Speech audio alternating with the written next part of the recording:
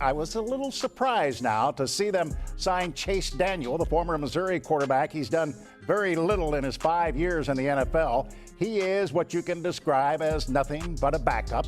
The Chiefs had to see something in Daniel that most people around the league failed to recognize. It was a 3-year, $10 million deal to backup starter Alex Smith. In Chase's first 4 seasons, he had completed 7 of 9 passes for 55 yards and no touchdowns while never starting a game. His new contract guaranteed him $4.75 million and carried an annual salary higher than his first 4 years of combined salary. Not bad for a quarterback with such limited experience. As an added bonus, Daniel would now be learning from Andy Reid, one of the greatest offensive minds the NFL has ever seen. It cannot be understated how valuable the coaching aspect will be to Daniel's career.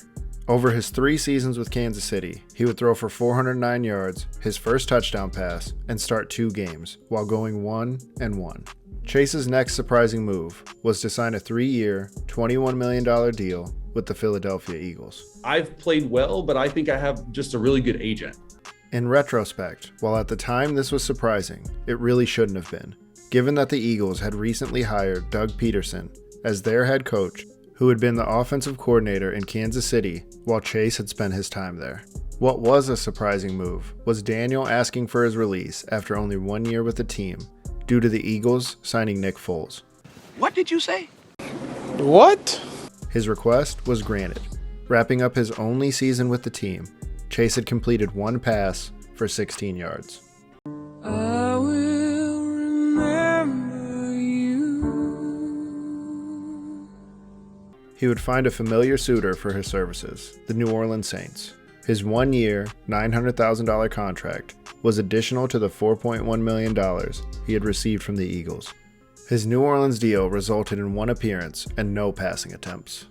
Just to level set, Chase has been in the NFL for nearly a decade, passed for 480 yards and 1 touchdown, carries a 1-1 record, and has made over $25 million.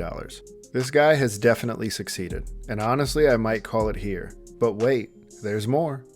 As a free agent in 2018, Daniel would sign a 2-year, $10 million deal with the Chicago Bears. I'm here, 2-part why I'm here. 1 is to be able to play well when called upon, and 2, to help Mitch along. This guy has got success in the NFL completely figured out. He would find a familiar face with the Chicago Bears and head coach Matt Nagy, who had been part of the Kansas City coaching staff while Chase had spent his time with the team.